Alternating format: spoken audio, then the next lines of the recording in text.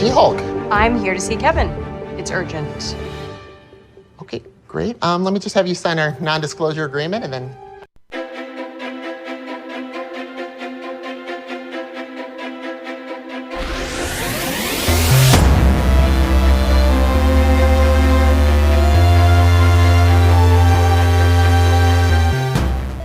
Welcome back to WD MagicCast for the week of October 16th, 2022. This is episode 199. WD MagicCast, the show about the mouse, the Marvels, the galaxy, and beyond. I'm your host, Matthew Gracon. In this week's show, Matt Leonard and I discuss She-Hulk and the upcoming plans for episode 200. Be there as we make the announcement. Be the first to hear it. We'll be back after these words from our friends and sponsors. Hey Matthew, Jim Hill here. I do the Marvelous Disney podcast with Aaron Adams over at the Jim Hill Media Podcast Network. I know, very humble sounding name. Anyway, I really enjoy what you've been doing over on the Disney Marvels podcast, but as you probably already noticed, the Marvel Us Disney and the Disney Marvels podcast names are very, very similar, which is why I imagine I keep getting mail for you. That's actually why I'm calling today. I wanted to know what you'd like me to do with all of these Yankee Candle catalogs, so please get back to me. And keep up the great work with the Disney Marvels podcast. Thank you for those kind words, Jim. And make sure to check out Jim Hill on the Marvel Us Disney podcast with Aaron Adams to find out all sorts of wonderful things about Disney, well, Marvel, particularly what's going on with them. And Jim, those catalogs, I'll make sure to give you the forwarding address. And unless if you want to order something, go right ahead. And once again, make sure to check out Marvel Us Disney with Jim Hill and Aaron Adams, wherever you find or listen to your podcasts.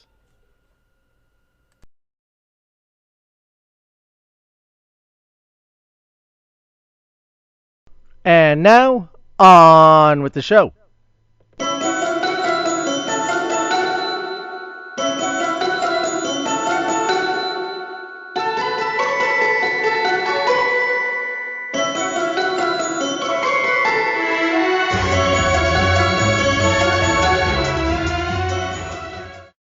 Marvel has brought us many marvels and wonderful things.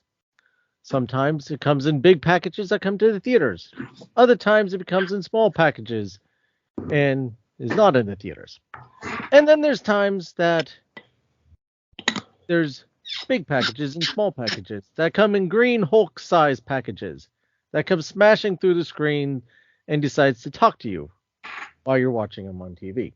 In this case, we're talking about She-Hulk. And, like a smart Hulk himself, Matthew Leonard has come to join us and discuss this franchise that he likes to discuss. Welcome aboard. Hello, thank you for having me. You're welcome. Yes. Thank you for having us. Well, I'm not sure okay. So what do you want to talk about? Well, we do have some unfortunate news to cover first. Yeah.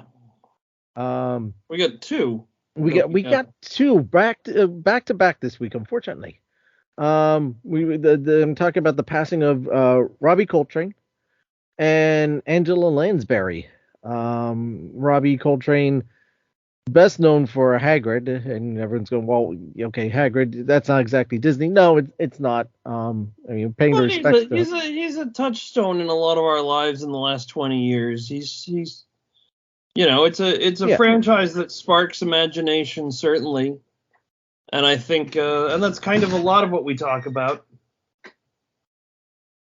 And I was about to say, he also was in Brave as Lord Dingwall. Oh, was he one of the suitors? He was the old guy in the kilt. Okay, Radar, the movie takes place in Scotland. Just about all of them were wearing kilts. Yeah, he was in particularly that old guy with the. Okay, it's been a while since I've seen Brave. It's been a while. Yeah, since me too. I've seen Brave. But he was the father to Wee Dingwall, who was one of the suitors. Okay. The less impressive kid. Been a long time since I've watched Brave. Yeah, that's his son. Okay. So, the less impressive dorky kid. But yeah, he's done a lot. He's best known. He was a huge part of the British comedy scene in the 80s and in the 90s, and actually there was an Eric Idle movie, roughly 1988-89, Nuns on the Run, maybe late 80s, early 90s, was Nuns on the Run, and he did that with Eric Idle. Really? Yeah. It was. I remember the title. I think it was late 80s because I remember sort of seeing the plot description for Sister Act. Like con artist disguises herself as a nun, and I was like, wait a second, didn't Eric Idle make this movie? So it predates Nonsense, which would be 92, 93, something like that. So I think Nuns on the Run was like 88, I think. And he was in, for people who science fiction fans, he was in an episode of Red Dwarf as King Henry VIII. He was in an episode of one of my favorite shows, a little treat on Netflix called Still Game, which is a famous Scottish sitcom. And he did a guest spot in an episode of Still Game. In the episode Dial-a-Bus. He's very funny in that. What else did he do? He worked with a lot of like the guys who did the British series Young Ones. He was very close with a lot of them, and that sort of alternate comedy scene that came up in the 80s and the late 80s, sort of just post Stephen Fry and Hugh Laurie and I can't think of his name. Rowan Atkinson. He was. He was sort of just on the heels of them. He's got actually a fairly impressive book of work in his filmography. He had a part in Flash Gordon, the movie. Oh, really? Yeah, Man at the Airfield. So it's kind of like a background guy, probably. Yeah. Metal Mickey. Don't know that one. But he was in an episode as well, or his voice was in an episode of Are You Being Served? Oh, really? Yes. Where? Let's see. Sorry, I gotta apologize, folks. We're sort of Britcom nerds, both Matt and I. Yes, those who know me well know that I'm an Anglophile. Where did he go? Hold on, I went past that now. He was in. Oh, you know what else he was in? He was in. He's in a couple of the Ocean's 13 or the Ocean's 11 movies. I think he's in Ocean's 13. He's in two. I think he's in 12 and 13. Oh, maybe. I know he's also voices in Tale Despero, Arthur Christmas. Blackadder's Christmas Carol. Nuns on the Run was 1990. Pope Must Diet. No, yep, Nuns on the Run, 1990. Yep, year before. He was in Henry V. He was in an episode of. Right, he's in a very, very funny episode of Blackadder as the inventor of the dictionary. Oh, really? I forgot about that. I've seen that one. It's like one of the funniest episodes of Blackadder. Yeah, he was in a couple episodes of the Young Ones. Oh, the Blackadder the Third. Yeah. Oh, I've got to look up that. I actually know which episode this is. The Are You Being Served? That's like the last episode of the series. Okay. Calling All Customers. Isn't that the one? Oh, no, wait. I'm thinking of a different. This is towards the end, though. 81. Yeah, season 9. Yeah. Calling All Customers. I vaguely remember that episode. I have the whole thing on DVD, so I'll have to go was back on and watch it. Worked with French and Saunders. He was in a couple of French and Saunders, Lenny Henry. So yeah, he was all part of that. National Lampoon's European Vacation.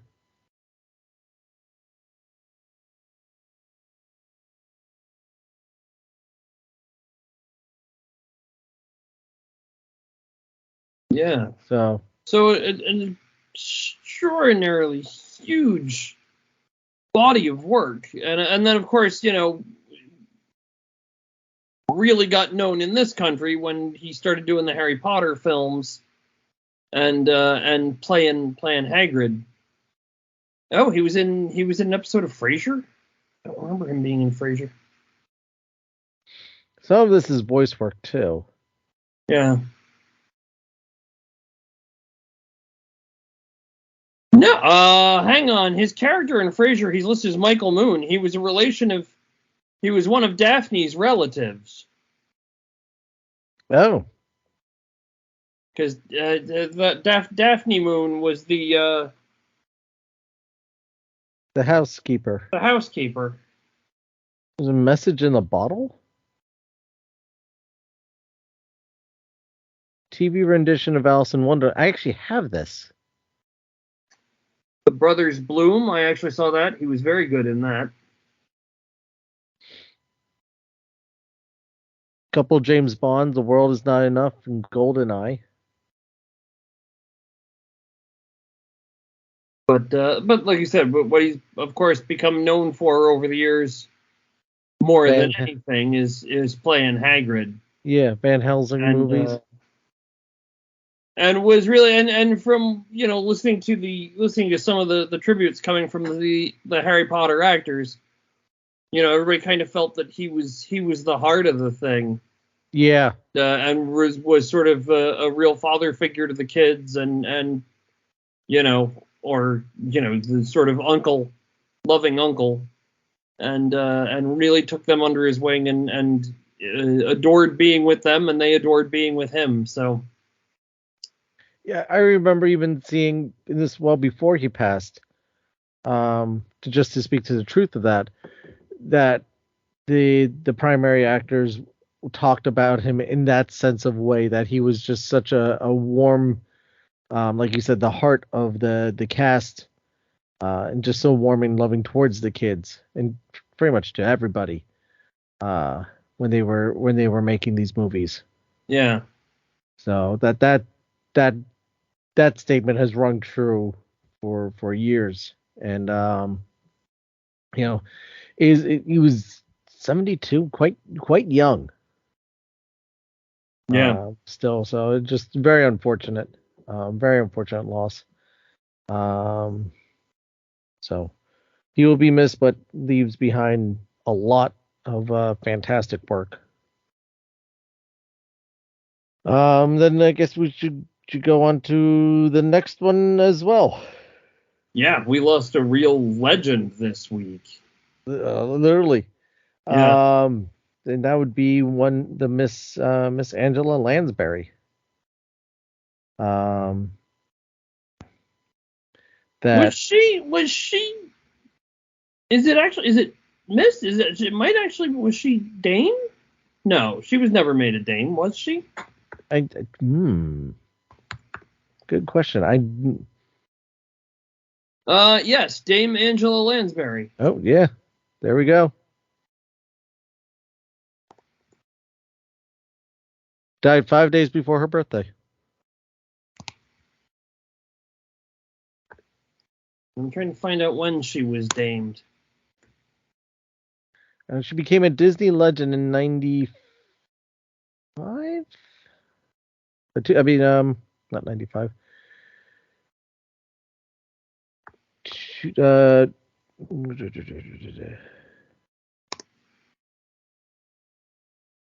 just had it. Where'd it go? In 2014, Queen Elizabeth II made Lansbury a dame in honor of her accomplishments as an actress. In 1995, she became a Disney legend as well. Wow. And good reason. Yeah. Bedknobs and Broomsticks, Beauty and the Beast. And if you want a real treat, although it's not a Disney movie, The Court Jester with Danny Kaye. Ooh, Danny Kaye. Oh, she's stunningly gorgeous in that. She's stunning. The first time I saw the Court Jester, in fact, I think it was probably a couple viewings of The Court Jester before I realized she was in it, because it's one of the few times she was known for Bedknobs and Broomsticks. She was known for, excuse me, of course, Murder, She Wrote. And she was a little older when she did both of those. Yeah. But she did Court Jester. She was relatively young, and you don't recognize her at all, or you sort of have to watch her like, there's something about her. I'm very familiar with that person. Place. Well, but she's wonderful in that. She's wonderful in that. It's like you look at Betty White. You go back to some of her early picks, and you wouldn't have recognized her either. Right. Yeah. But I remember, like, Bedknobs and Broomsticks was one of my sister's favorite movies growing up. That's a fun movie. It really is.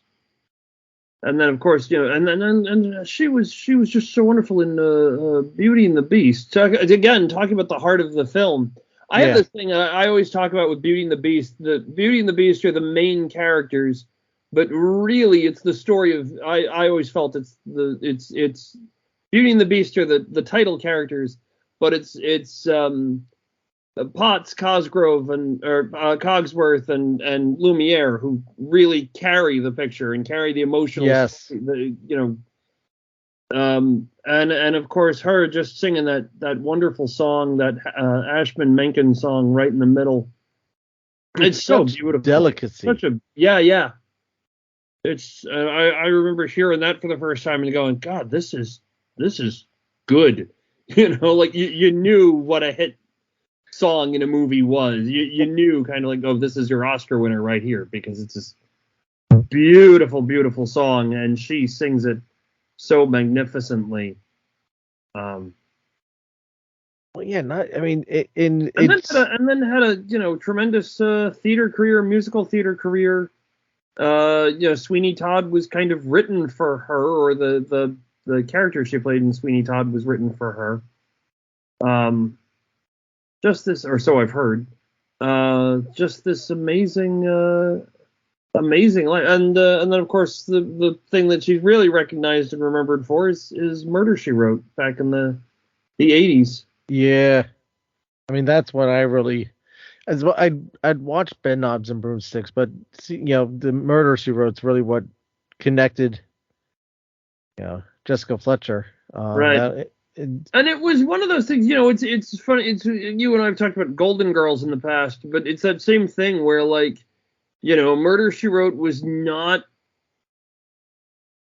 You think of, like, this is more true of the 80s. I think it's a little less true now, where you had your that all important demographic of who you were trying to reach, and specifically it was the number one demographic for television at the time was young males in their 20s and 30s, and here's this show about a more mature woman in her 50s, 60s. Woman in her 60s. Now, she was born in 1925, so figure 1985. Woman in her 60s. Yep. Solving murder mysteries, and she, her character is an author. You're obviously bucking the. If you sort of look at the landscape of what were detectives at that time, you think of Columbo and Kojak and that kind of thing. Well, and here's the stranger thing. Just as I came upon it, she actually crossed over onto Magnum PI as Jessica Fletcher. She? Yes. Nice. Yeah, well, I mean, Magnum's another one, and you think of the shows that were on at that time, Knight Rider and Magnum and A-Team and whatever. And here was this show about a mystery writer in a sleepy little town in Maine, using her skills as a mystery writer to solve crimes. And again, the lead is not, in their 20s or in their 30s. It's it's this elderly woman in her 60s solving crimes. It's pretty bizarre to think by today's standard, or by the standards of the day at that time. This show would not work. Right. According to whoever at that time. Right. She appeared in an episode of Newhart. That doesn't surprise me. No. But another great one who we have lost and will be missed. Very much. Very much. And she was in Anastasia. What was it? Nanny McPhee. She was in the Nanny McPhee movie. She was in that too. Because let's see, I just came upon that she was in Fox's, which is now Disney's Anastasia. All the Beauty and the Beast spin-off things. Law and Order. Yep, Nanny McPhee, Aunt Annandale. Yeah. Adelaide. Aunt Adelaide. Prized voiced Mrs. Potts in Kingdom Hearts 2. Mr. Popper's Penguins. The 2017 TV miniseries of Little Women. The animated Illumination, The Grinch. Right. And Mary Poppins Returns as the Balloon Lady.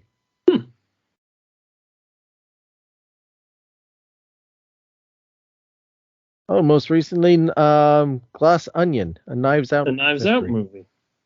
That's interesting because I think them. I didn't even know they'd finished that. I didn't even know they'd started on that. I knew they were making it.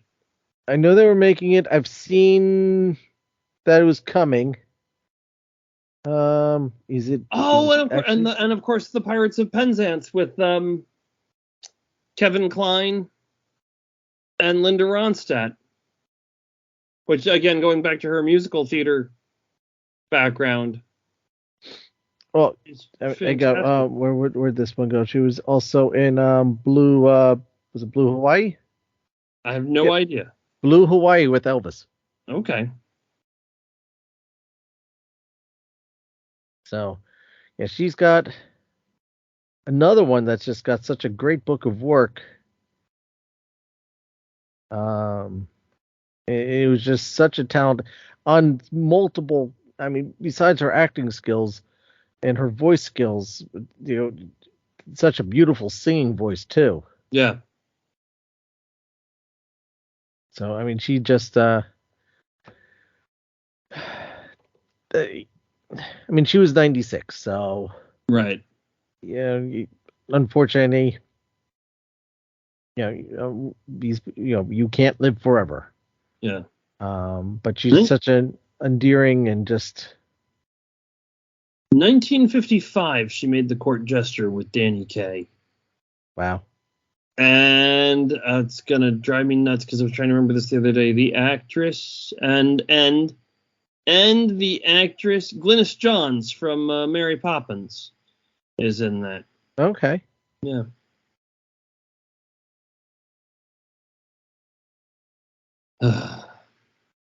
So yeah, two that we've lost this week. Yeah, but have again left so much of their talent that we can go back and still enjoy. Yeah. So just such a gift to humanity. Yeah. So, all right. Now, hopefully happier things now. Hopefully. She-Hulk. I know this has been the one that this was the series that you'd been looking forward to since its announcement. Yes. We talked briefly about the first couple of episodes when it came out. Right. And now we have the entire first season. Right. Most likely. No, I don't know. There's a lot of rumors that are popping up, but I saw something today that She-Hulk season 2 has been they are going is greenlit. Season 2, yeah. I know this was one that they were initially a little leery about because they just didn't know how to go about presenting it, how to cut it.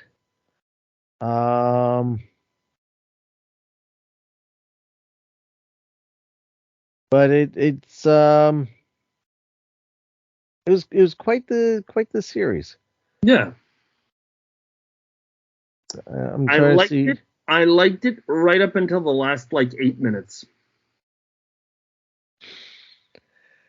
And then it fell apart for me. There, I said it. That's okay. Okay. But it's And I didn't I mind, understand why you say that. I yeah. do understand that. And I didn't mind, and I want to clarify that I didn't mind the breaking the fourth wall. I kind of, as we got through the show, I was kind of hoping that I thought, well, back in the really when she would break the fourth wall, it wasn't just that she would talk to the reader. She would talk to the reader usually in the first page, maybe the last couple. I don't remember her ever doing that so much during that, but generally at the start of the comics. But then the real breaking of the fourth wall would involve Jen or She-Hulk storming into the Marvel offices and dressing down Marv Wolfman or Dan Slott or whoever was, writing or whoever was editing her book at the time. She'd go in and she'd yell at them, and it was always kind of fun. So I thought, are they going to, as I was thinking about this last week, I thought, I wonder if they're going to do that. Are they going to do a thing where she literally steps onto a Marvel Studios soundstage and starts, and they did that, and I was thrilled that they did that, and I thought it was very funny that they did that and the way that they did that, and I thought there was a lot of brilliant stuff there. And then they came out of it and shot the entire series in the foot multiple times with a bazooka. Just kind of nothing that was set up mattered. I mean, even within the episode itself, nothing that was set up mattered, and anything that was intrinsically interesting about the show or might pull you into the show, you were now told was not important. And they admitted openly that they had no direction for the show or what to do with the show. They had no creative ideas to do with the show, and then ended it the way that they ended it.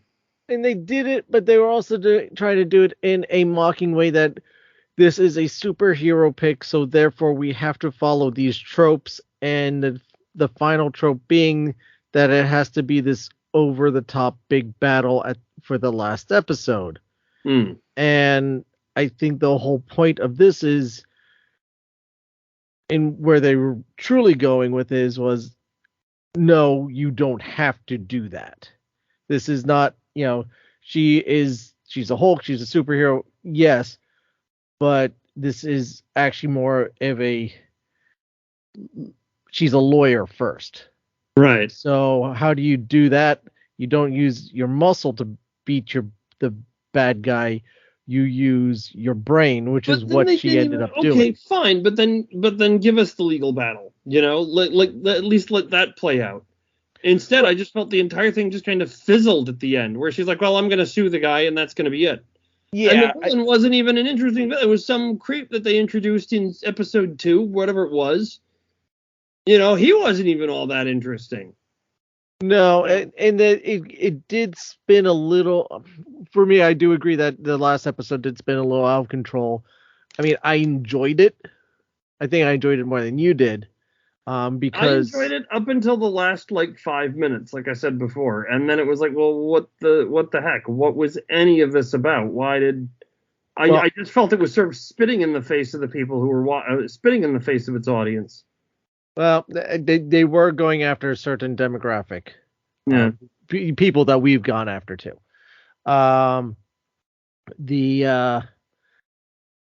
What I saw is that supposedly instead of the CGI robotic Kevin, it was actually supposed to be Kevin Feige. Right. That she was supposed to kind of he was supposed to be the ultimate antagonist for the whole thing.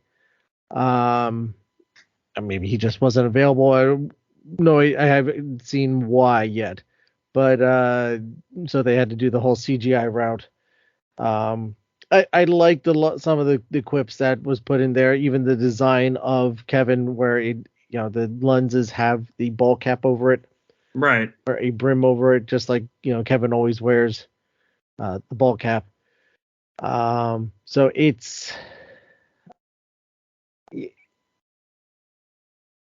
I enjoyed it still.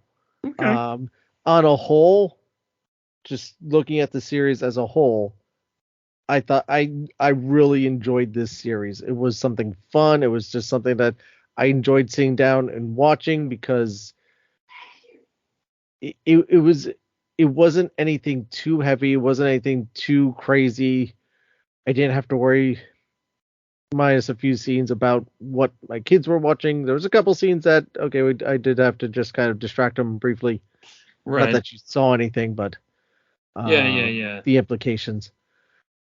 It was just, but it was obvious kind of halfway through that it was a little directionless. Yes. And then you got to the end and you're like, no, we really didn't know what to do with this, and they fully admitted to the fact that they didn't know what to do with this.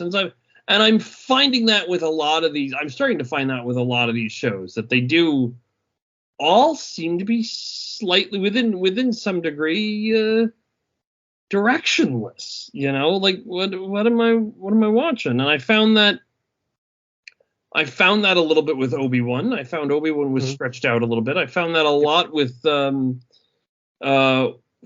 and Winter Soldier. I found, I'm finding that so much with Andor. I'm so bored by Andor. And even WandaVision felt a little unevenly keeled in some places. The pacing just felt when weird. We were talking about that they could have chopped off a few episodes there. Right. And I felt that this could have been, it just needed to be a little tighter in terms of what they were doing. Having said that, I loved her. I thought she was fantastic. Mark Lynn Baker, we've talked about this. I'm always thrilled when I see Mark Lynn Baker in something. And he was so funny as her father. I mean, there were so many moments that were like, well, that's just what a dad does, People go to jail every day, like that. I love that line. Yeah. It's okay. People go to jail every day, honey. It's all right. They're not the first person that this has happened to. He's like, it's like, really, Dad? How many people? Wonderfully fatherly. It was, I as I've said before, Tatiana is just such a fantastic actress. Yeah. And again, she just proves it in the role of this show, that she just plays off the duality and just everything that you're attracted. You just watch her and just she has such a presence on the stage or on the screen. The family, I thought, was, particularly like you said, the dad, that was good. Some of the other supporting lawyers that they popped in and out were okay. Yeah, I was a little Mallory Book is much more of a, in the comics, I was a little disappointed with Mallory, because in the comics she's much prissier and really obnoxious, but in a really fun way. She's much more of a foil for Jen. She's very serious. She's very and is kind of the better lawyer of the, in the comics, Mallory is the better lawyer of the two, but Jen gets all of the attention and the credit because she's She-Hulk. Mm-hmm.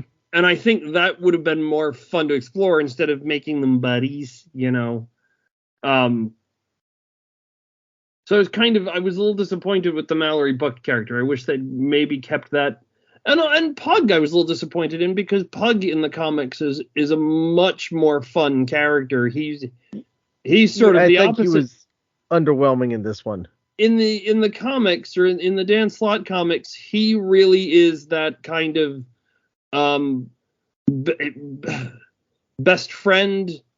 And there's almost a little bit of a will they, won't they, except that Jen is totally oblivious to the fact that Pug has any interest in her. But at the same time, Pug he never pushes his boundaries on that. He's very respectful. He's very tender. He's actually a really good friend, first and foremost. And that's what makes Pug such a great character in the comics. And here, Pug was he was a bit more of a doofus, more of a goofy sidekick. Whereas in the comics, he's much more suave. He, again, is also a good lawyer, but more than anything, he's a really good friend, and he's the guy who kind of knows Jen better than she does, and knows how to help her. So I don't know. I mean, if we do get this season 2, maybe that's something they hopefully could explore better. For Mallory though, I did get the sense that she was definitely the better lawyer. Right. But no, I got that sense in this. in the comics, they're really almost more rivals, and there's all sorts of stuff. He's like, I can't even remember who it is. There's something that happens at some superhero, either might be Titania, might be Crusher Creel, might be the Absorbing Man, I don't remember, but at some point there's an attack either in the courtroom or on the law offices. It's been a long time since I've read it. And Mallory actually gets injured. She ends up with spinal injury and is in a wheelchair for like the second half of the comics. And she holds She-Hulk responsible for that. She blames She-Hulk and She-Hulk's presence for the fact that, this supervillain has injured her.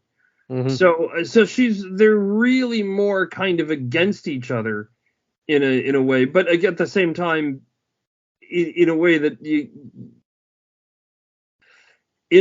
Mallory's kind of right. Yes. She's that kind of character.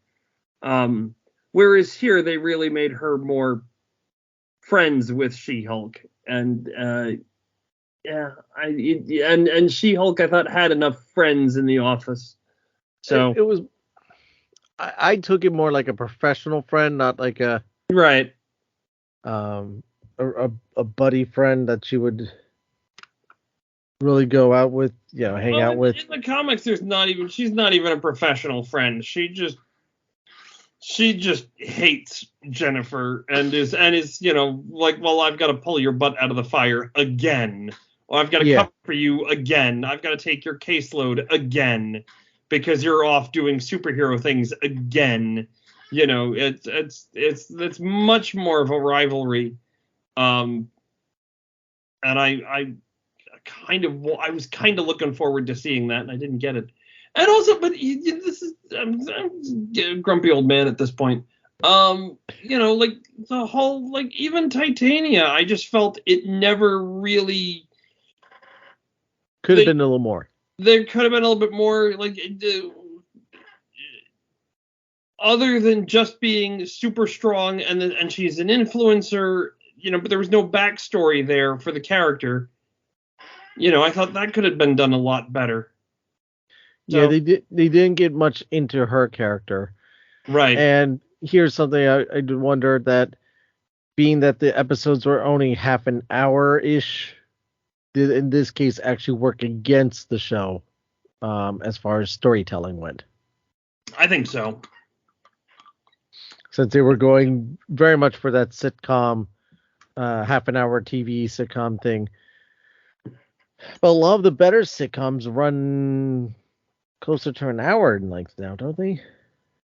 I have no idea. I haven't watched television in... I don't even remember. I don't watch... No, I'm wrong. Because like Frasier was a half-hour show, right? Yes, Frasier was a half-hour show. So no, I'm wrong there. Hasn't been on in 20 years, so take that with a grain of salt. But no, like true. Big Bang Theory and more modern, yes, sitcoms are traditionally half an hour. So but that's. But here's the thing: was they were going after a kind of Ally McBeal kind of feel, and Ally McBeal was not half an hour. That was an hour. So, and Ally McBeal was. If you were asking me which one I'd rather watch Ally McBeal. Because I thought your storytelling was a little bit better. What's that? I never watched that. I think I saw it once or twice. It was on while I was in college, so I never really had the time to watch it. Robert Downey Jr. was in Ally McBeal. This is true. Yeah. That was sort of one of the first attempts to sort of jumpstart his career again, and that went off the rails for another 7 or 8 years, and then Iron Man. So. Yeah, I mean, on the whole, I enjoyed it. I thought it was fun. I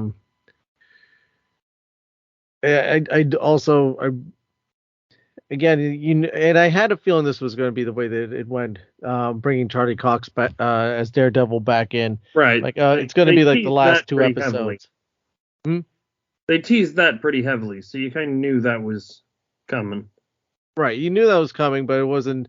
It was unfortunately the last two episodes. I was hoping it would get like 3 episodes, but they really dragged you along for that one. But he goes right back into that character. I mean, he just plays him. Yeah. Plays him, really well. One of the alternate suits in this one. Yep. The yellow. Yeah, the red and yellow suit. But again, he just plays that part to perfection. Yeah, but I didn't think that. See, that was another thing. I didn't think they needed him even in the last episode. I mean, I just felt it was a wasted. I liked seeing him in last week's episode, and when he got in this week's episode, I thought, well, that was dumb. Dropping him in there. So, like I said, I enjoyed the show right up until the last 5 minutes. So taking the last 5 minutes out. Take it out, and take the last 5 minutes. There's still stuff that they could have done a lot better. True. They could have built the world a little bit better, but Yeah.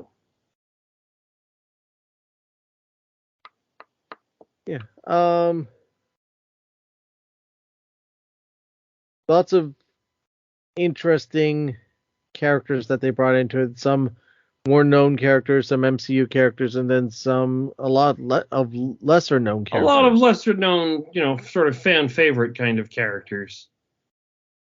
Like the porcupine guy. Yeah. And Manbor. Mm-hmm. And the swashbuckling one. Yeah, I don't remember his name. Matador. Right. And then they introduced Hulk's son, like, right. See, that was another thing that, like, in the last 5 minutes, like, why are they doing this here? That seemed awkward of a drop in. I'm trying to see if I'm wondering if that's supposed to be Hulkling. No, that's Scar. He's a real character. Hulkling in the comics is a Skrull. Yeah, that's right. But Scar is Hulk's son in the comics, and again, it's just sort of a fan favorite character, and it just seemed a very, very weird way to just drop that. Oh, here's the last 30 seconds. Look, Hulk is back, and here's why. And he's got a son, and I don't know. It just seemed very, very out of place. Oh. There's a few points I was expecting them to start going off and building some of the side characters a little more. It looked like they tried to do that and then got lost. I'll tell you what I wanted, and I thought there was one. I don't remember. I thought that I was almost positive that they were going to head this direction with it, which would have been far more interesting as far as I'm concerned. I thought they were going to reveal that the leader was the villain, that they would tie up or bring in the loose plot thread from the 2008 Hulk movie, which is Leader, who was kind of seen lying in a pool of super soldier serum with his brains bubbling out. Well, he is coming back. Is he? Yes. But do you know when and where? He's announced as the villain for... See, you don't know either. No, I just talked about this. Is it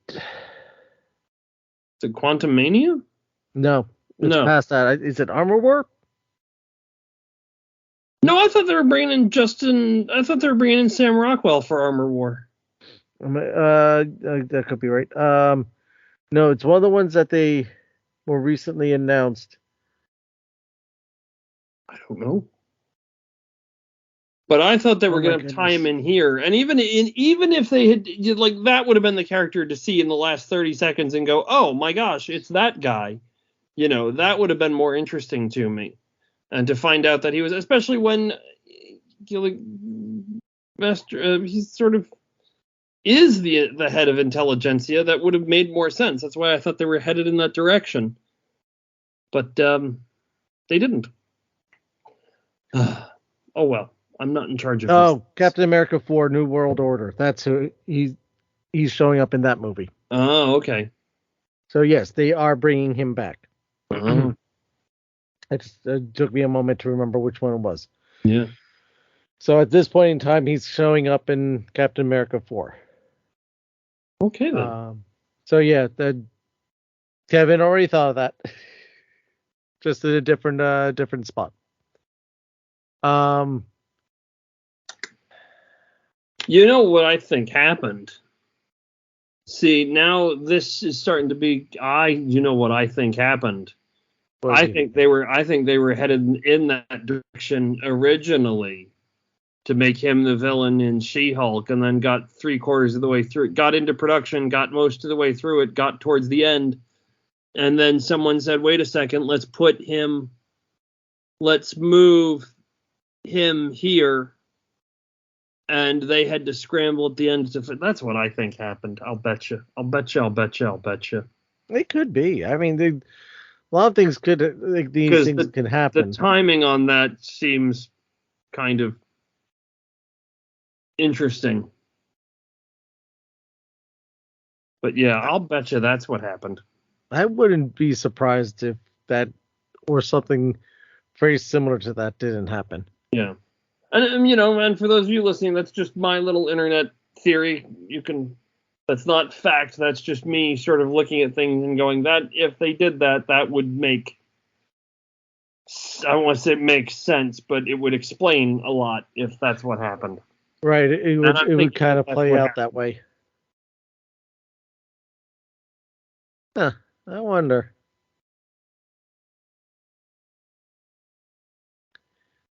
The world may never know. So, how on a whole? Yeah. From second one to the last moment, how would you, out of 10, what would you give this series? I don't know. Did you see you do this to me all the time? You ask me to rate things. I do. I don't like to rate things. I'm not a ranking kind of guy. How would you rate it? How tall is Mark Lynn Baker? There you go. I would rate it Mark Lynn Baker's height. Mark Lynn Baker's height. Really? Or Tatiana Maslany's, whichever. Somewhere between her real height and sometime between Tatiana Maslany's height and her body double's height. Interesting, because she did have a body double. She-Hulk's body double. Yeah. Because it's her face plastered on somebody else's body. Pretty much. Yeah. I thought that was interesting whenever they did the little spoof of the 80s Hulk. Oh, the 80s. Yeah, I thought that was fun. And they kind of, it's interesting because if you go back and watch the 2008 Hulk movie, there are sort of elements of the Incredible Hulk opening in the opening credits of the Ed Norton movie. Yes, there is. So I thought it was fun for them to really like, okay, well, we'll just dive into it and we'll just do this and make it, cheesy and 80s like. With the oddly placed, looks and off-timed lines, and so you're giving it somewhere between a 5'4" and a 5'7". Really? Wait, she's only what? The body double is what?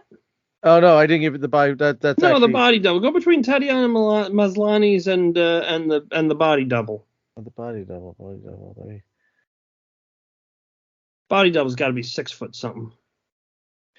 So, Malia Arai.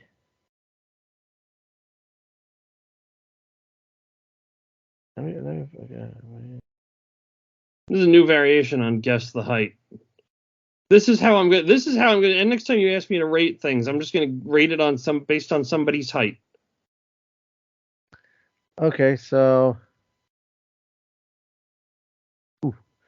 between 5'4" and 6'5". Yeah, somewhere between 5'4" and 6'5". That's how I rate the show. Okay. And that's not out of 10. That's whatever numbers are in my head. Out of a quadrillion. Yeah. Okay. The numbers are all made up in my head. Where the score is kept closely and the points don't matter. I don't know if you've seen this. This is fun, and this is not a political thing, but it's totally a political thing, but it's not a political thing. Have you seen the video of Donald Trump counting? No. Oh God, it's hilarious. There's a video, and it's literally it's spliced together. 1 million, 2 1 million, 3 1 million. Spliced together like campaign speeches in him, and it starts out him 1, 2, 3, and then it's like 1 to 10, and it's like more than dozens, hundreds, thousands, in the thousands, numbers you can't think of, numbers only I can think of, millions. It just goes up and up. And it's him just exaggerating these numbers. It's so funny. And again, I don't want to make the show political, but it's sort of one of those things. That's not exactly political. It's not political, and yet you can enjoy it from both sides of the aisle, I think. Yes. Yet it's just really it's political humor that isn't necessarily political. Right. And right. I enjoy that. It is fun to watch non-political political humor. Yeah. Sorry, I jumped topic there for a second. So that's. Oh, we don't do that here. What did I say? 5 foot, somewhere between 5'4" and 6'5" is what I said. 5'4" and 6'5". Wow, is that how short she is? Yeah. Wow. So then the 5'7" is Mark Lynn Baker. I knew he was short, or relatively short, shorter than me. Still taller than Tatiana. Yeah. Wow. You don't get a sense of her shortness, like her height in this show. In Orphan Black, you got a little better sense of. Well, no, because you do see her next to Mark Lynn Baker, and if you know that Mark Lynn Baker is short, you know that she's shorter. Because he used to. You and I grew up in the '80s, so we know him from standing next to Bronson Pinchot, who was moderately tall. Yeah. Who's easily a good 5'10", 5'11". Might even be 6 foot. But he's not in a Disney movie, so we won't guess Bronson Pinchot's height. No, we'll move on from that. No, we'll do that another time. That's going to be... Oh, well, we'll talk later. That's going to be a question next week. How tall is Bronson Pinchot, isn't it? You're going to do that to me. Ooh, there we go. Just to... What does he have to do with Disney? Because Matt brought him up last week. Oh. There were 3 people that have never been in my kitchen. Good answer. No, you know what? I just to go back to the She-Hulk quickly for the ending. Sure. When she got into the office and the Kevin device dropped in, I had flashbacks of Wall-E. We were watching something recently. Oh, we were thinking Andor. I've been watching Andor all week, watching the little robot on Andor going, it's Wall-E. Why is good to know Wall-E's finding work? You know. He put on a red suit and yeah. Every time that droid appears on screen, I turn to Emily and just go, Wall-E. Eva. All right, and who would you say was your MVP or most valuable character for this show? Well, it's a She-Hulk show. I don't think there was really a.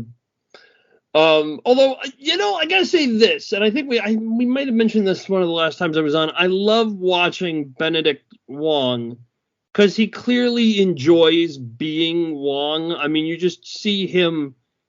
you see him having fun and really enjoying that character, and it's Yes. always really fun to watch him just play it. I was very happy to see him pop up at the teaser at the end, the little after credit scene, with Emil Bonsky's character, and say, oh yeah, I'm starting another series. I don't think he mentioned what the series was, but here's this masterful wizard, and he's got all these important things to do, and what's he doing? He's binge watching old TV shows. Right.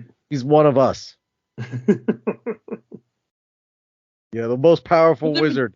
That apparently the episode with the character Madison, the whole I thought she was gonna pop up whatever. That would have been fun, but apparently that bit at the end of that episode with the two of them sitting on the couch eating popcorn together and commenting on some TV show they're watching was not intended. It was the two of them. It was the two actors were sitting on the couch at one point and just started riffing and doing this thing. And the director was like, film this, put a camera on the two of them and get this. Really? And so it was apparently like it was an in the moment thing where they were just, the two of them were horsing around, and the director saw them doing it. Was like, let's just turn the camera on and get this. We'll put it into the show somewhere. I love it's stuff like that. Very funny. It's a very, very funny bit. Doesn't have anything to do with the rest of She-Hulk, but apparently, But apparently, nothing that happened in She-Hulk had to do with the She-Hulk series. So there you go. Pretty much. Pretty much. Yeah. Yeah. I would have to go with Tatiana, and like you said, honorable mentions to Wong. And Mark Lynn Baker. Because I love watching Mark Lynn Baker. All right, Mark Lynn Baker. I'll give Mark Lynn Baker. You give Mark Lynn Baker. I'll give him a 5'7". You give Mark Lynn Baker. I'm going to give Charlie Cox another honorable mention. He's got to be a good 5'10". Sure. We'll go with that because I'm not going to give it away. Now I got to look up Charlie Cox's height now, don't I? Okay, I got it. I know where we're going. I really should anticipate these questions. We'll have to discuss these questions later. Yeah. But I guess there we have it. A letter opener. So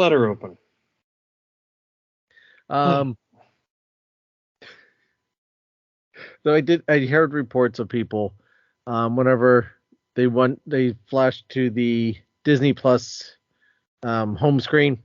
Yeah. That some people were actually thought something happened to the freaking show. That out. Yeah. They did it well enough that I had a half moment and then went, wait a second, this is a thing. Like, because it was so Marvel filled. Right. It was almost a little too much Marvel in my Marvel screen, Yep. And also, I was like, oh, right, I know what they're doing. So I thought that was very funny. I thought that part, I actually did think was funny. And I enjoyed that. It was everything that came after that I just, like I said, it was like they just took a bazooka to the show. And it was like, well, what the heck did I spend the last 6 weeks watching? When she was accosting the writers, were you okay with that? Yes, but at the same time, I felt it was an admission that the writers,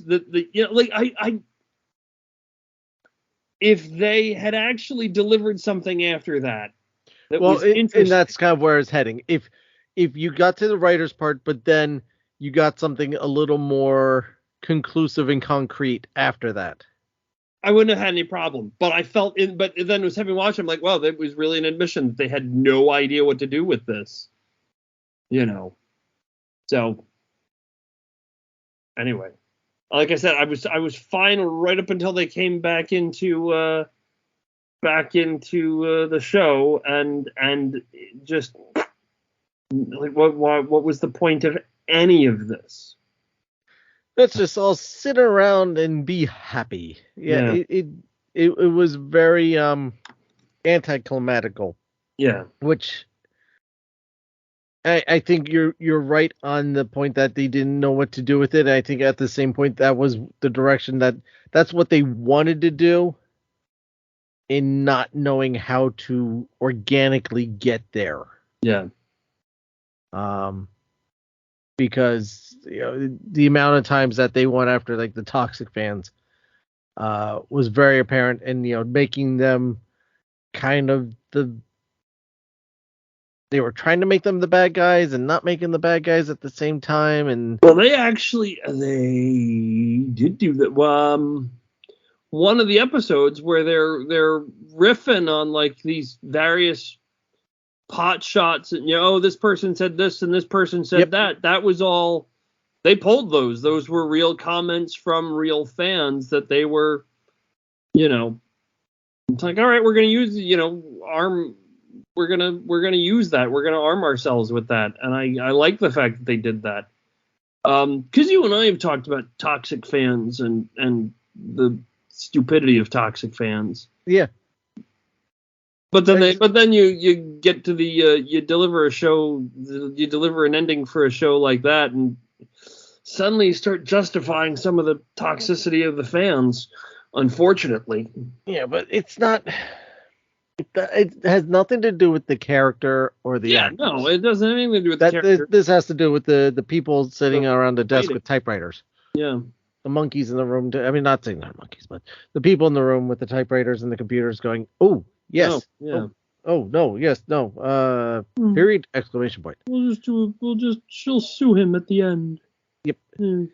It's a lawyer show. How funny would it be if a lawyer sues for the ending? Ooh. Yeah. Yeah. Wow. Yeah. So what's next I'm trying to think, what's the next thing that Marvel's got coming up? I don't even know. I don't even pay attention anymore. Well, Wakanda. Black Panther. Black Panther is next. Is in a couple Wakanda of weeks. Forever. That's the next next thing out of the gate that comes out next month. And yep, November 6th or something. November 11th. It's fun to watch you do these things. I throw dates at you and you correct me. I'm doing something November 11th, so I won't be at the movie theater. Maybe I'll go catch it the next week. See if I can. I will be. Yeah. I will not be available. I'll tell you after, because that's important. But I'll tell you later what I'm doing on November 11th. It's very cool. Ooh, I look forward to it. Yeah. But I will. Let me put it out there now. I will have a review episode for it following the release, so that week, but it will be delayed by a day. Oh. So I'll be seeing it the Tuesday after it comes out, and I'm with how late, because it's almost a 3-hour runtime. It's 2 hours and 47 minutes.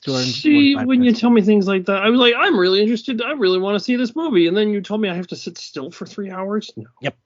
No. Too long for me for a movie. Yeah. So I'm seeing like a 7. I've got other things to do with my life. 7:00 show. So by the time that gets out, I am not going to be able to record that night. So I'll have to record it the following night.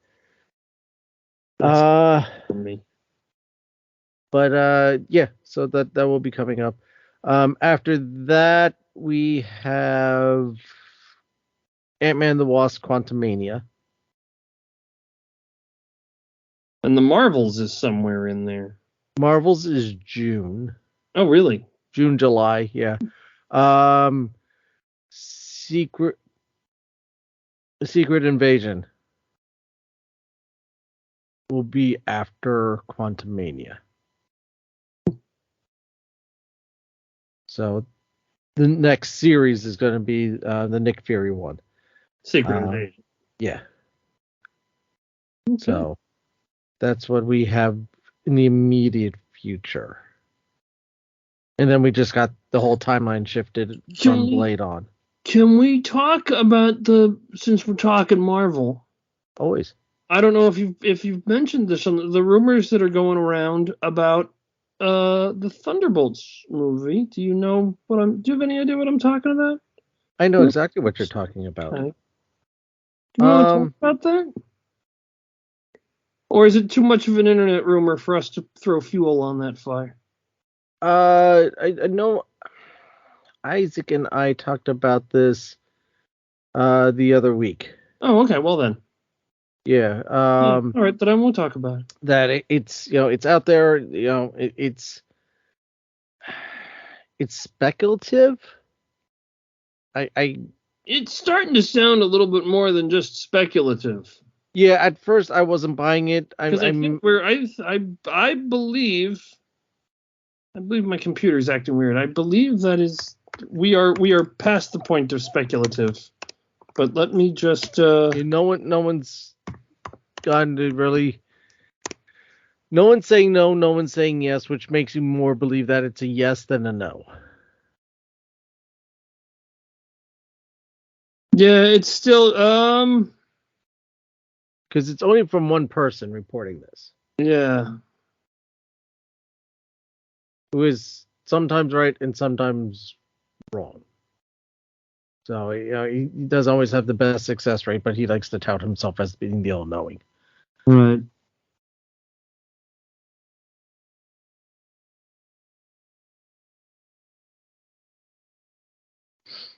Yeah, So, it's looking more and more, but you also don't know. It's also a game of telephone at this point. And this is my problem with a lot of these internet. It's unfortunately become what reporting is these days. That yeah. rumor becomes fact. Well, let me put it this way. With the same actor, where everyone was guaranteeing and going up and down that he was going to be appearing in the final episode of Boba Fett. Oh, he was seen on set. Oh, here's pictures of it. Oh, absolutely happening.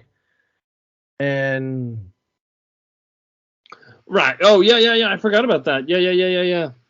didn't happen. And same thing with Tom Cruise. And Tom Cruise was absolutely in Multiverse of Madness. Definitely in there. Here's pictures of him on set for Multiverse of Madness.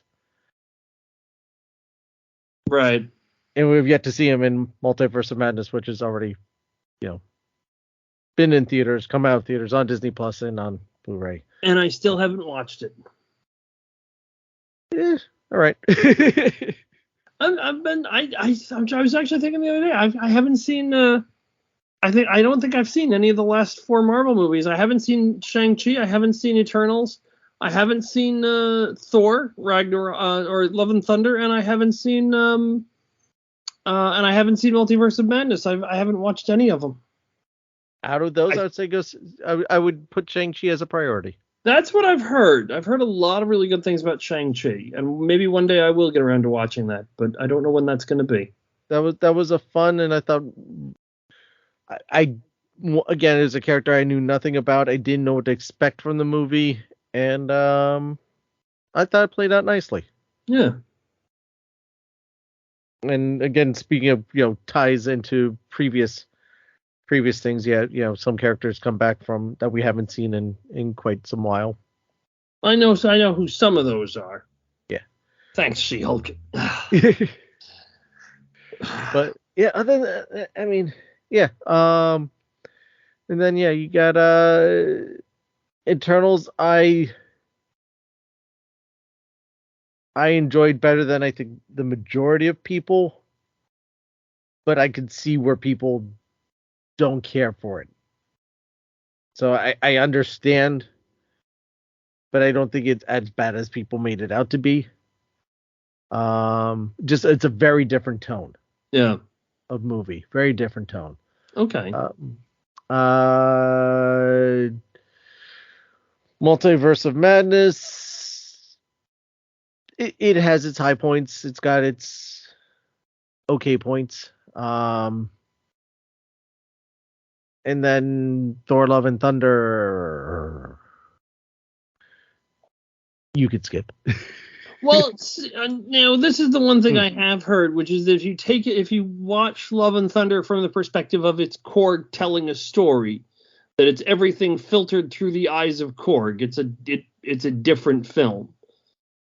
Yeah, but it's hard to remember that as the movie goes on. Okay, good to know. Because it does that's literally how it starts out.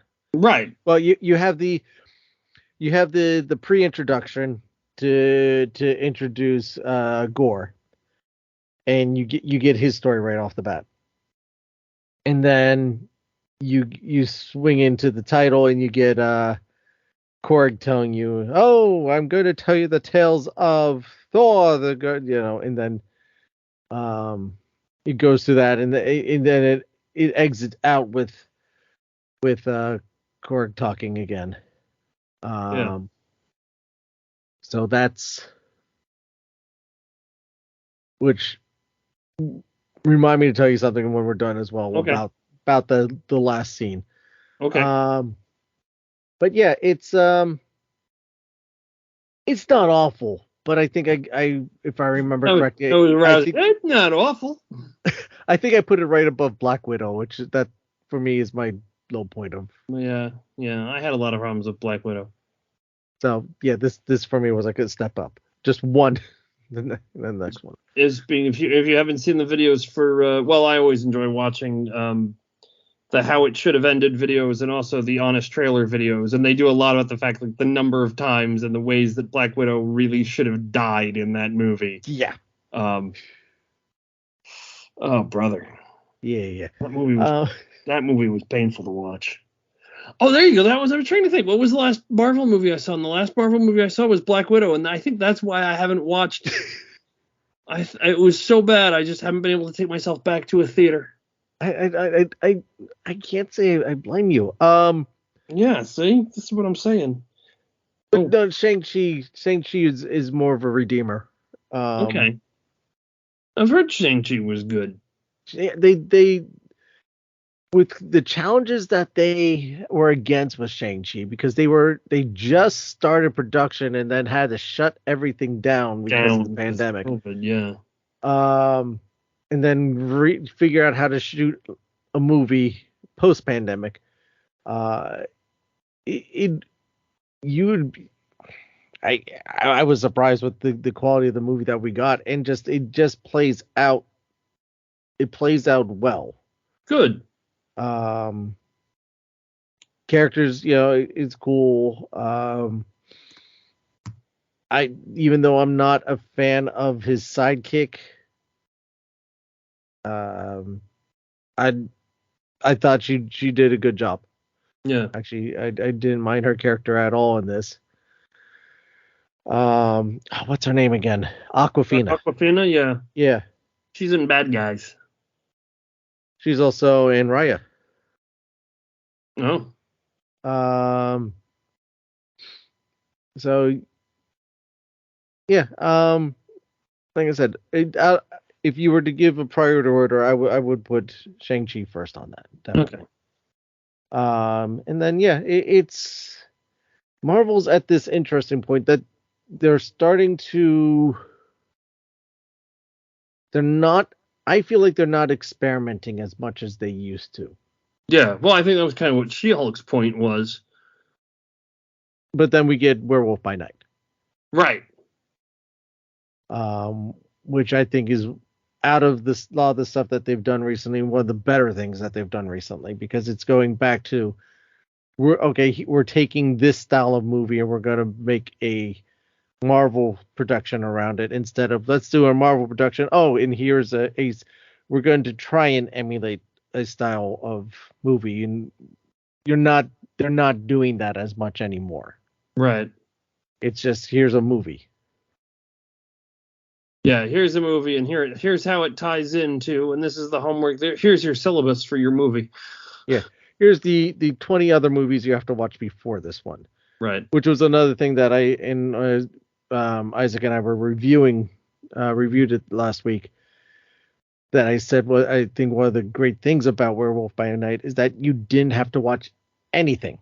Right. You don't have to know anything. You don't have to watch anything before it. You can just sit down and watch Werewolf by Night and enjoy it for being Werewolf by Night. Right. Which I don't know if you've seen yet or not. I have not seen it yet. Yeah, it's fun. It's nothing mind blowing, but it went in a direction that I wasn't expecting it to. Nice. In a good way, in more or less a good way. And it is very stylized to the horror movies of old from the 50s. The old monster movies of Right, the old monster, black and white monster movies where they use the lighting and the shadows to tell the story, and not necessarily what's on screen. Right. So Oh, nice. Yeah. So, yeah. But everyone's heard that. Go back to last week's episode 198. This is 199. My goodness. What are we gonna do for 200? What are we doing for 200? First of all, I'd like to ask everybody to please send in any comments, any thoughts that you have, well wishes for the show. Email it, send it into the show. Send us voice messages. I can put it on the show. Send it, post it on social. Send us hate mail. We take that. We'll take those anything. Too. We're desperate. We just like to see our names in print. Yes. Yeah. Except for that one time. But that was a court order, so Oh, that's yeah. Yeah. Oh well. Yeah, these things happen. People get court orders every day. All the time. But yeah, we'll be doing a trivia episode. I haven't done a trivia episode, so I figured let's do a trivia episode. And I think it's going to be a lot of fun. Who's going to be answering these trivia questions that you've concocted? Not me. Yeah, I've noticed. Tease the people a little bit. Like, tease the people. It is people that you've heard on this show multiple times over, or in short, all the co-hosts. Yay. So it'll be yourself, it'll be Isaac, it'll be Dave, and it'll be Kim. So Isaac, Dave, and Kim. Yep. We will be competing for Matt's hand in marriage. Someone already beat you on that. Oh, see now. Well, I've got comments, but I'll save them for next week when we've got more show. I've got to see. Here's the thing. I keep thinking of these. Like, I should ask Matt this. I should ask Matt that. I should ask Matt how we're doing this. And I've decided, no, I should wait until we're recording the show, and then I should start asking these questions. And put me on the spot as live. Totally put you on the spot and throw you under the bus, because I think it's better. It's more entertainment, really. So we bring the entertainment. The question I asked before we started recording, I did ask Matt a question about how we were going to do next week, and I thought I wanted to plant that thought in your head because I thought that was the legitimate one. I've got a bunch of other questions too. I don't care what the answers are because it'll just be more fun to ask you and see what the outcome is. The answer is pants. Nice. So yes, I should be wearing them, is what you're telling me. Yes. Okay. Yes, please. Gotcha. All right. What should I wear for the podcast? The episode. The answer is pants. Pants. Gotcha. We could do a whole song about pants. Pants. We could, but we won't. Pants. Yeah, so someone beat us to it. Yeah. Then it would be copyright infringement. Darn you, Mike Nelson. It'll be the five of us, which is going to be the most amount of people that we've ever had on the show. Doing, not counting split personalities. Well, this is true. Nope. Even in that case, then we'll have 15 people on the show. Well, there you go. 3 for each of us. Yes. We'll be a lot of trivia, Disney-related trivia of all sorts. So covering, just like the show, covering all aspects of Disney between Pixar, Marvel, Star Wars, 20th century, in Muppets and so forth. Muppets. You better have some Muppets questions on there. I am definitely going to have Muppets questions. I want at least one chance to kick my co-stars' butts. I will make sure. Yes. One thing, I'm going to fail at everything else. So I just need that one to cling on to. After we get off that puppy. Yes. Once we stop recording, so this way people, the listeners don't know the questions ahead of time. I will ask you to give me some Muppet trivia questions so I can make sure to ask you next week. Perfect.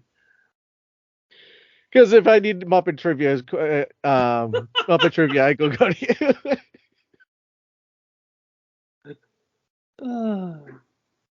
But you see, that's the kind of thing where, like I said to you before. Well, we can talk about this later. But I think my thought for this, folks, is I want the show to be. It's not who has the right answer, it's who has the most interesting answer. Well, it's like nursing school. It's not the correct answer; it's the best answer. Right. Yeah. So I mean, we can sit here and we can go, well, what year did Walt Disney do this? And someone can say 1929 or 1932, but you can also talk about, what else was going on at that time. And then it becomes a history lesson, and it becomes more interesting. But we'll talk about these things later, and we'll talk about these things next week when you join us on. I don't remember the name of the podcast anymore. What is this? Who are you? What is it? What are we now? Who am I? Am I wearing any pants? God, I hope I'm wearing pants. Let me check. What is this? Oh, wait, hang on. I've got it written here in my pants. WD Magic Cast. Don't worry. Property. Well, no, it's on the tag. It's on the tag. It says property of WD Magic Cast. You Abe Simpson. Yeah, property of WD Magic Cast. You've been branded. I have WD Magic Cast issued pants to make sure that I'm wearing them when I'm on the show. It's true. And now when we start doing, if we start selling merchandise like T-shirts and tote bags and stuff, we can now sell official WD Magic Cast branded and like the official replicas of Matt Leonard's pants. Well, stay tuned for next week for more announcements.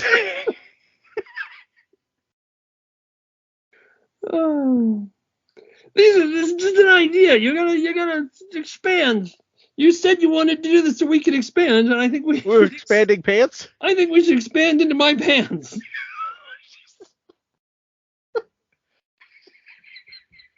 It's a family-friendly show.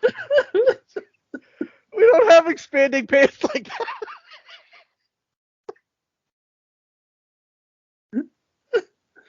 Oh, and I thought this was going to be a normal show, too. I thought we were doing so good. We stayed on topic and everything.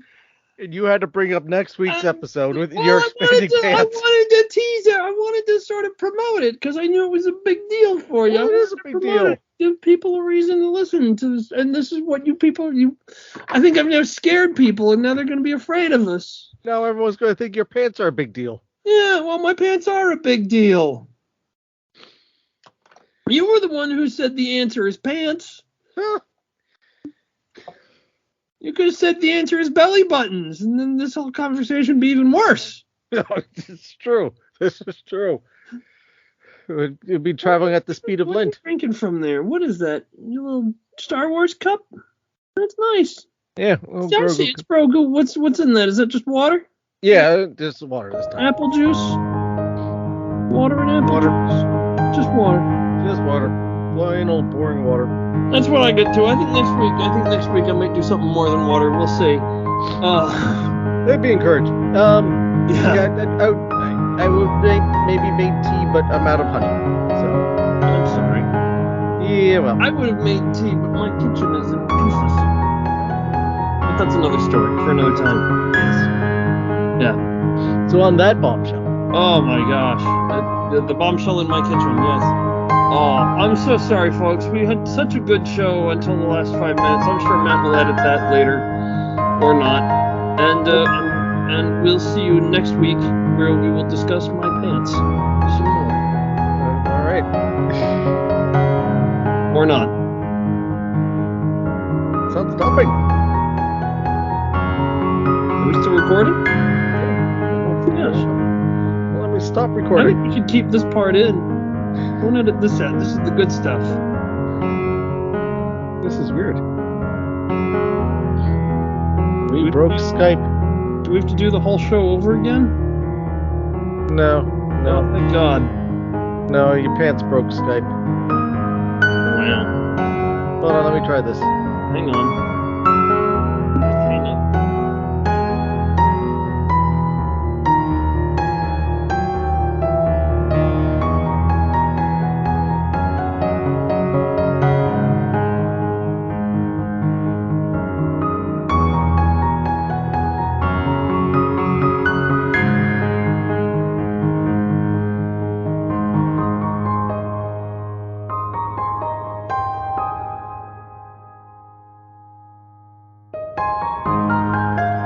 Thank you again for listening, everyone. Thank you, Matt, for joining us as we talked about She-Hulk. What are your thoughts of She-Hulk? What did you think of Marvel Studios' latest Disney Plus series?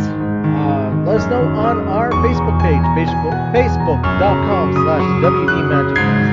On Instagram, TikTok, and Twitter, we are at WDMagicCast. And make sure to subscribe to our YouTube channel where you get the audio version of the show and some other things that may be popping up shortly.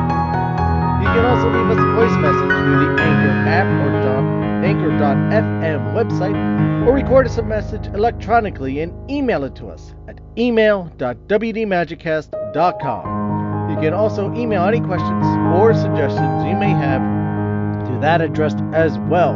Links to all these are in the show notes. And again, episode 200 is right around the corner, literally days away. Days away, we'll be recording our 200th episode, and we want you to be part of it. Please send us those emails, send us those voice messages.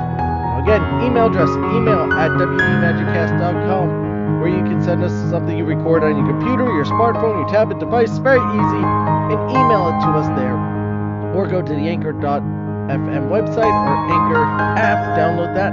It's free, and you can send us a message through there. If not, a simple email would be perfectly fine. Again, email at WDMagicCast, wishing us a happy 200. Please send them along. And also, someday, we'd love to do a question Q&A session. Send us some questions along that way, too. I want to thank you for your time. I know how little time everyone has nowadays. Everything is so crazy. Holidays are gearing up. Kids are back in school. Sports are back in sessions. Mass hysteria is going on. And the fact that we get to spend this time together really means a lot to all of us. Thank you so much. Thank you. Please let people know about the show. This is how the show grows. Tell people. Share it out, the links on social networks. Share it out on Facebook, on Twitter, on Instagram, on WhatsApp, TikTok, whatever social media platform you use, Snapchat. And send out the link. Let people know about the show. Tell people. If you see people or people that you know that are Disney people, let them know about the show as well. This is how the show grows. And if you really want to help us out, go to Apple Podcasts, go to Stitcher, and leave us a rating. We have all 5-star reviews at the moment, but we need more. Keep them coming, because the more that we get, the more those podcast downloading streaming services will promote the show as well. Free! It doesn't cost you anything. It's free. Leave us a review. Leave us a rating on there. Let people know about the show. Tell your Disney friends about it as well. The more we have joining our family, the better we'll be. Won't believe in a big Disney family? So do I. Don't forget to subscribe to the show. This way you always know when a new episode is posted. And while you're at it, consider becoming a premium subscriber. Really help the show out. Keep the lights on, as it were. You can do this over at anchor.fm/WDMagicCast/support, or find our Patreon page. You can also check out our merchandise shop, where you get yourself some really cool WD Magiccast stuff. More things coming shortly. Stay tuned here for the announcement. You can find these links in the show notes as well, because remember, the show is brought to you by listeners like you.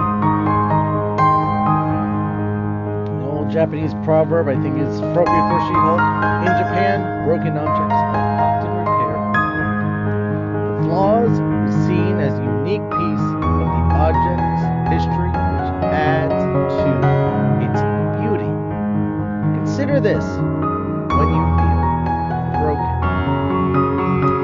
Remember, be your own hero. Never give up. Never give in on yourself. There are people out there who need you. And there are people out there who will help you. You are special. You are unique. You are beautiful. And the world's a better place because of you. Now, I'd like to end this week's show with a quote from Walt Disney himself. When it came to television, the one thing I wanted was to control my product. I didn't want anyone else to have it. I wanted to control the format and what I did with it. Now I have complete control. There is nobody that can tell me yes or no. I have it, and if I fall down, it's on me. There's no one else to blame. And that, again, is from Walt Disney. Thank you again for listening, everyone. And I'll see you next time.